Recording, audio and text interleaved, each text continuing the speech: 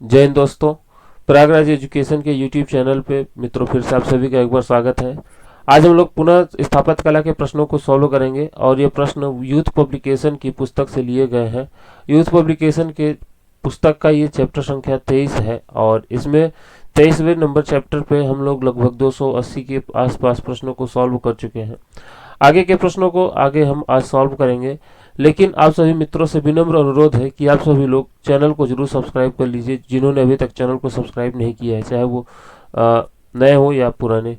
अगर आप सभी ने चैनल को सब्सक्राइब नहीं किया है तो आप लोग कृपया करके चैनल को जरूर सब्सक्राइब कर लीजिए। आप सभी के सब्सक्रिप्शन की बहुत सख्त आवश्यकता है। चलिए मित्रों, हम लोग आगे चलते हैं आज के प्रश्न की ओर। और आज के प्रश्न पे जब तक हम चल रहे हैं, आप सभी मित्र तब तक अपना काम कर लीजिए और चैनल को सब्सक्राइब कर लीजिए। तो मित्रों, हम लोग चलेंगे प्रश्न संख्या 281 के पास 280 पे। 280 नंबर का प्रश्न आप सभी के सामने है। कह रहा है कि किस राज्य में सीशोर मंदिर है। तो सीशोर टेम्पल तमिलनाडु में है और तमिलनाडु में ये काले ग्रेनाइट पत्थर से निर्मित किया गया है। काले ग्रेनाइट पत्थर से निर्मित किया गया है और काले ग्रेनाइट पत्थर से कोणार्क का सूर्य मंदिर भी निर्मित किया गया है। इसी कारण कोणार्क के सूर्य मंदिर को ब्लैक पैगोडा कहा जाता है। आगे चलते हैं और ध्यान रखिएगा, ये विश्व विरासत सूची में भी सम्मिलित किया गया है। 281 नंबर प्रश्न कह रहा है कि चमकदार सफेद संगमरमर से दिल्ली में बना मंदिर जो बहाई धर्म से जुड़ा हुआ है कौन सा है। लोटस टेम्पल बहाई धर्म से जुड़ा हुआ है और बहाई धर्म के बारे में हम लोगों ने बताया था कि 19वीं शताब्दी में बहाउद्दीन का जन्म हुआ था इराक में और इराक के बहाउद्दीन ने बहाई धर्म की स्थापना किया था और बहाई धर्म एकेश्वर का समर्थक है। और बहाई धर्म का मानना है कि जो भी पूर्व पैगंबर हुए हैं, चाहे वो बुद्ध हो, ईसा हो, हजरत बुद्ध, ईसा, मूसा या जीसस, जो भी हो, वो सभी एक ही ईश्वर के अनुयायी रहे, एक ही ईश्वर के पुत्र रहे हैं, उन्हीं के पैगंबर रहे हैं। तो इनका यही मानना रहा है। ऑप्शन नंबर सी इसका सही जवाब हो जाएगा। दिल्ली में स्थित है लोटस टेम्पल। 282 नंबर प्रश्न आप सभी के सामने कह रहा है मेहरौली स्थित मेहरौली मतलब दक्षिणी दिल्ली में स्थित यूनेस्को द्वारा विश्व धरोहर में शामिल कुतुब मीनार का निर्माण किसने कराया था। तो इसके निर्माण को शुरुआत कराया था कुतुबुद्दीन ऐबक ने, और लेकिन इसके निर्माण को बाद में इल्तुतमिश ने कराया। बाद में फिर आखिरी चरण को कराया था निर्माण तुगलक वंश के राजा फिरोज शाह तुगलक ने। 283 नंबर प्रश्न की ओर चल रहे हैं। कह रहा है कंदरिया महादेव मंदिर कहाँ पे स्थित है। तो ये मध्य प्रदेश के खजुराहो में स्थित है। और कंदरिया महादेव का निर्माण किसने कराया था। तो इसका निर्माण कराया था विद्याधर ने 1065 ईस्वी में। 284 नंबर प्रश्न कह रहा है राजस्थान के पुष्कर सरोवर के निकट स्थित मंदिर किससे संबंधित है। तो एकमात्र मंदिर जो ब्रह्मा से संबंधित है पुष्कर मंदिर ही है। ऑप्शन नंबर बी इसका सही जवाब हो जाएगा। ये राजस्थान में स्थित है। अच्छा, पुष्कर में पशु मेला भी लगता है। यहाँ पे पशु मेला भी लगता है पुष्कर में, बहुत विश्व प्रसिद्ध पशु मेला यहाँ पे लगता है। 285 नंबर प्रश्न की ओर चल रहे हैं। 285 नंबर प्रश्न कह रहा है भारत में निम्नलिखित मंदिरों में से किसे ब्लैक पैगोडा के नाम से जाना जाता है। तो कोणार्क के सूर्य मंदिर को ब्लैक पैगोडा के नाम से जाना जाता है। इसका निर्माण 13वीं शताब्दी में कराया था नरसिंहदेव ने, और नरसिंहदेव गंगवंश के राजा थे। अगला प्रश्न आप सभी के सामने 286 नंबर प्रश्न। तंजावुर का बृहदेश्वर मंदिर किसने बनवाया था।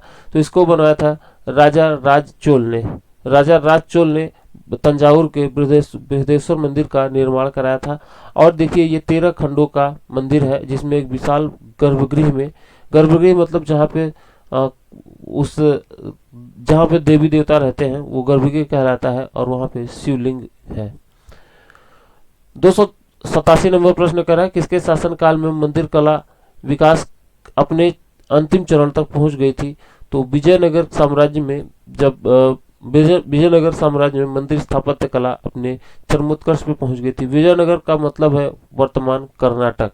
वर्तमान कर्नाटक में कई प्रसिद्ध मंदिर हैं, जैसे कि आपका हो गया हम्पी हो गया,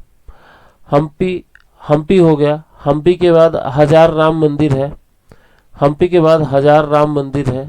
जो कि यहाँ पे बहुत प्रसिद्ध रहे हैं। और देखिए यहाँ पे एक मंदिर है विट्ठल मंदिर, और इनका निर्माण 16वीं शताब्दी में कराया गया था, क्योंकि इनका टाइम पीरियड ही रहा है 14वीं से 16वीं शताब्दी विजयनगर साम्राज्य का। ये देखिए 14वीं से 16वीं शताब्दी।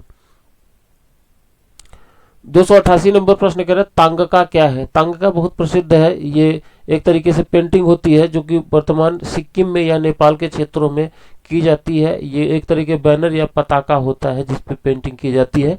नेपाल में इसका शुरुआत हुआ था, वर्तमान में तो चीन में तिब्बत के कई समुदाय में इसको किया जाता है। ये मंदिर का पताका या बैनर्स होते हैं। तांगका एक तरीके का बैनर होता है, इसमें रेशम पे या क्या नाम है कपास के कपड़े पे पेंटिंग की जाती है, बहुत बेहतरीन पेंटिंग होती है। वर्तमान में सिक्किम में थांगका नाम से ये जाना जाता है। थांगका, तांगका या आपका कह सकते हैं टंका इत्यादि नामों से ये जाना जाता है। 14वीं शताब्दी में ये नेपाल में ये पेंटिंग शुरू की गई थी। 289 नंबर प्रश्न कह रहा है कालक्रम के अनुसार इनको व्यवस्थित करना है। तो आप देख लीजिए यहाँ पे ऑप्शन नंबर सी इसका सही जवाब हो जाएगा, क्योंकि परशुरामेश्वर मंदिर आपका बना है 750 ईस्वी में। ऑप्शन नंबर सी 750 ईस्वी में परशुरामेश्वर मंदिर भुवनेश्वर में स्थित है। और मुक्तेश्वर मंदिर 900 ईस्वी में बना हुआ है, और यह पंचरथ नीति पे बना भुवनेश्वर में यह भी स्थित है। परशुरामेश्वर मुक्तेश्वर दोनों आप देख लीजिए ये भुवनेश्वर में है। साथ ही साथ लिंगराज मंदिर भी 900 ईस्वी में बना हुआ है, और ये भी भुवनेश्वर में स्थित है। राज रानी मंदिर ये भी आप कह सकते हैं कि 1100 ईस्वी में बना हुआ है, और ये बलुआ पत्थर से निर्मित किया गया है। चलते हैं 290 नंबर प्रश्न की ओर। 290 नंबर प्रश्न आप सभी के सामने आ रहा है। कह रहा है कि निम्नलिखित राजवंशों में से किसके शासनकाल के दौरान पत्थरों को काटकर मंदिर निर्मित करने की कला अपने चरम पे पहुंची थी। देखिए पल्लव शासक थे। पल्लव शासकों में महेंद्र वर्मन और नरसिंह वर्मन, इन दोनों के शासनकाल में तो शैल उत्कीर्ण मंदिर बनते थे, लेकिन बाद के कालों में चिनाई करके पत्थरों को चिनाई करके भी मंदिरों का निर्माण किया जाने लगा था। लेकिन पल्लव शासक महेंद्र वर्मन और नरसिंह वर्मन, जिसे नरसिंह वर्मन को मामल्ल भी कहा जाता था, तो इनके काल में पत्थरों को काट करके मतलब चट्टानों को काट करके मंदिरों का निर्माण किया गया। ज्यादातर रथों का निर्माण किया गया है। 291 नंबर प्रश्न की ओर चल रहे हैं। 291 नंबर प्रश्न कह रहा है कल्याण मंडप। देखिए कल्याण मंडप विजयनगर शैली का एक मंडप हुआ करता था, जिसमें देवी देवताओं का विवाह कराया जाता था कल्याण मंडप में। तो कल्याण मंडप का संयोजन किसका योगदान है, तो विजयनगर का है, और इस कल्याण मंडप में देवी देवताओं का विवाह कराया जाता है। 292 नंबर प्रश्न गंगईकोंड चोलपुरम के मंदिर का निर्माण किसने कराया था, तो राजेंद्र चोल ने इसका निर्माण कराया था। और राजेंद्र चोल का जो शासनकाल है वो 900 से 1150 ईस्वी तक चला। और राजेंद्र प्रथम ने जब गंगा के मैदान को जीत लिया था, इधर गंगा नदी है, गंगा नदी इस तरीके से बह रही है, तो गंगा नदी के आसपास के मैदान को जब जीत लिया था, उसके उत्कर्ष में, उसके खुशी में इसने गंगईकोंड चोलपुरम का निर्माण कराया हुआ था। और ये देखिए तमिलनाडु में है, तमिलनाडु के अरियलूर नामक स्थान पे है। अरियलूर नामक स्थान पे है, तमिलनाडु में है, और वहीं पे ये गंगईकोंड चोलपुरम है। यहाँ पे एक शिव मंदिर भी है और एक झील भी है। शिव मंदिर प्लस एक झील भी यहीं पे स्थित है। झील का नाम है चोल गंगरम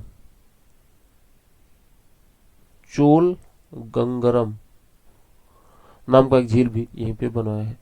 चलिए 293 नंबर प्रश्न की ओर चले। 293 नंबर प्रश्न कह रहा है निम्नलिखित में से कौन सा मंदिर प्रारंभिक पाल शैली का एक उदाहरण है। तो यहाँ पे देख रहे हैं आप option number A Siddheshwar Mahadev मंदिर, जो कि 8वीं शताब्दी के आसपास बना हुआ है। 8वीं शताब्दी के आसपास ये बना हुआ है, और ये वर्तमान में विष्णुपुर पश्चिम बंगाल में स्थित है।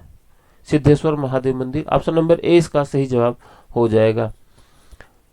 294 नंबर प्रश्न कह रहा है माउंट आबू दिलवाड़ा के जैन मंदिर का निर्माण किसने कराया था? तो इसे कराया था बिमल शाह ने। बिमल शाह कौन था? तो ये सोलंकी वंश के शासक भीमदेव का मंत्री था। भीमदेव का मंत्री था। ऑप्शन नंबर ए इसका सही जवाब हो जाएगा। 295 नंबर प्रश्न कह रहा है मट्टचेरी महल कहाँ पे स्थित है? मट्टचेरी महल को डच महल भी कहते हैं, डच महल, और ये वर्तमान में कोचीन में स्थित है। कोच्चि, कोच्चि या कोचीन दोनों एक ही है। तो मट्टनचेरी महल को डच महल भी कहते हैं। डच महल इसलिए कहते हैं क्योंकि यहाँ पे 1633 ईस्वी में डचों ने इसका पुनर्निर्माण और मरम्मत का काम कराया था, इसीलिए इसको डच महल भी कहा जाता है। और वर्तमान में तो ये संग्रहालय के रूप में भी जाना जाता है, जहाँ पे केरल की कला और संस्कृति का प्रदर्शन किया जाता है। 1633 ईस्वी में डचों ने इस किले का विस्तार और पुनर्निर्माण कराया था। 296 नंबर प्रश्न कह रहे हैं कौन सा इंडो इस्लामिक वास्तुकला पारंपरिक वास्तु में वर्गीकृत नहीं है? तो यहाँ पे देख रहे हैं ग्रीक शैली। ग्रीक शैली इंडो इस्लामिक शैली नहीं है, बाकी सभी इंडो इस्लामिक शैली के रूप में जाने जाते हैं। 297 नंबर प्रश्न कह रहा है कि महाबलीपुरम में पूर्व और पश्चिम में निम्नलिखित में से कौन सा मंदिर स्थापित है? तो यहाँ पे पूर्व और पश्चिम में शिव मंदिर स्थापित है और पल्लव राजवंशों का इसमें महत्वपूर्ण योगदान रहा है, जिसका निर्माण काल 600 से 900 ईस्वी तक रहा है। यहाँ पे पूर्व से पश्चिम में शिव मंदिर स्थित है। ऑप्शन नंबर ए इसका सही जवाब हो जाएगा। 298 नंबर प्रश्न आप सभी के सामने है और 298 नंबर प्रश्न कह रहा है कि भारतीय मंदिर के कुछ हिस्सों को सही अवरोही, अवरोही मतलब घटते क्रम में, सबसे ऊपर कौन होगा, उसके नीचे कौन सा होगा, उसके आधार पर व्यवस्थित करना है। तो यहाँ पे देखिए कलश मंदिर के शिखर के ऊपर एक कलश का मतलब होता है, जैसे आप गांव देश में समझ सकते हैं कि लोटा जिसे कहते हैं, लोटा कलश एक को लोटा ही कहते हैं, लोटा को कलश ही कहते हैं, कलश। उसके बाद होता है उर श्रृंखारा को कह सकते हैं उर श्रृंग जिसे कह सकते हैं सब्सिडरी शिखर मतलब कि उप शिखर। और इधर देखिए अधिष्ठाना को बेसमेंट के रूप में भी जाना जाता है।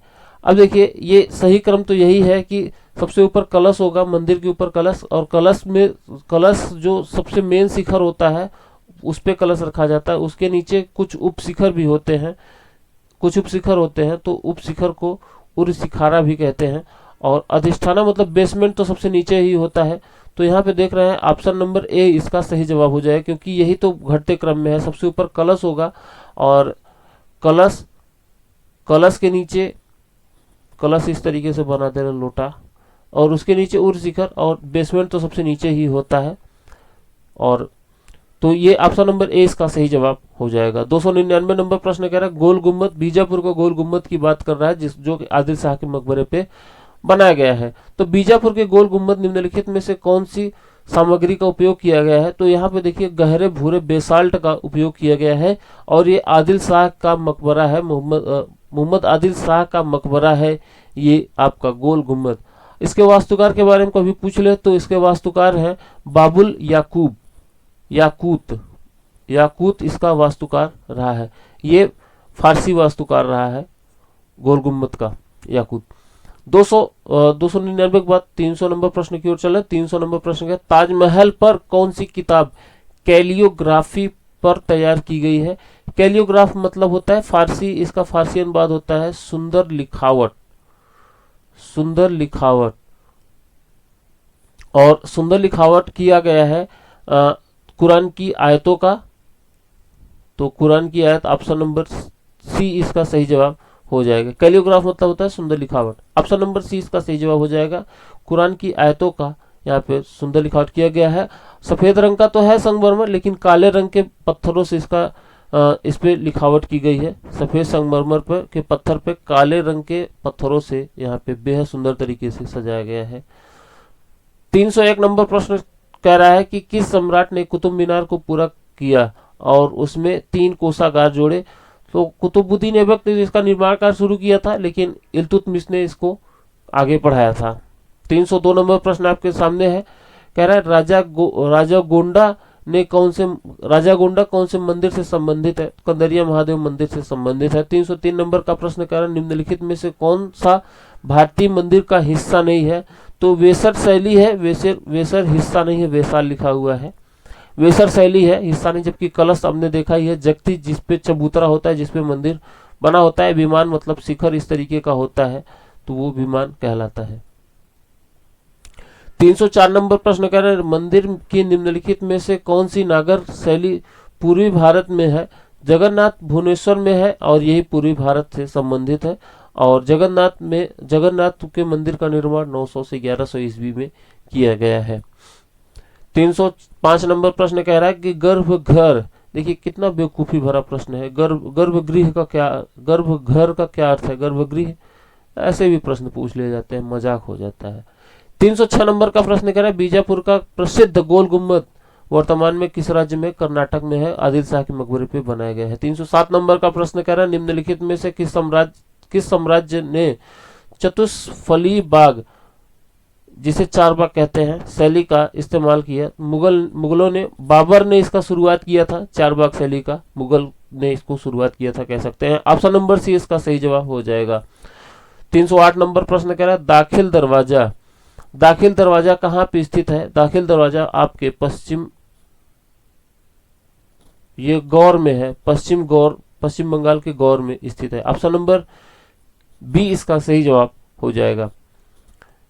आगे चलते हैं अगले प्रश्न की ओर। 309 नंबर प्रश्न कह रहा है निम्नलिखित स्मारकों को कालक्रम के अनुसार व्यवस्थित करना है। तो देखिए अलाई दरवाजा 1311 में बना, हुमायूं का मकबरा 1565 ईस्वी में, और ताजमहल 1531 ईस्वी में, और गोल गुम्बद बना 1656 ईस्वी में गोल गुम्बद बना। गांधार कला शैली निम्नलिखित में से किससे संबंधित है? तो ये भारतीय यूनानी शैली के मिश्रण को गांधार कला शैली कहते हैं। ये मंदिर स्थापत्य कला और मूर्ति कला से संबंधित है गांधार कला। 311 नंबर प्रश्न की ओर चल रहा है। 311 नंबर प्रश्न आप सभी के सामने है। शेर शाह सूरी के मकबरे का भूतल योजना है, तो ये अष्टभुजाकार है। इसे मतलब कि कहते हैं ताजमहल का पूर्वगामी भी इसे कहते हैं। सासाराम में बना हुआ है और ये झील के अंदर बना हुआ है, झील के बीचों बीच बना हुआ है। इसका निर्माण 1554 ईस्वी में कराया गया है। 312 नंबर का प्रश्न कह रहा है ओडिशा के मंदिर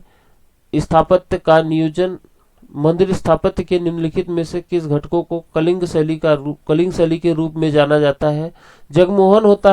जगमोहन आमलक होता है और खपुरी होता है। अनुसिंग वहां पे नहीं पाया जाता है।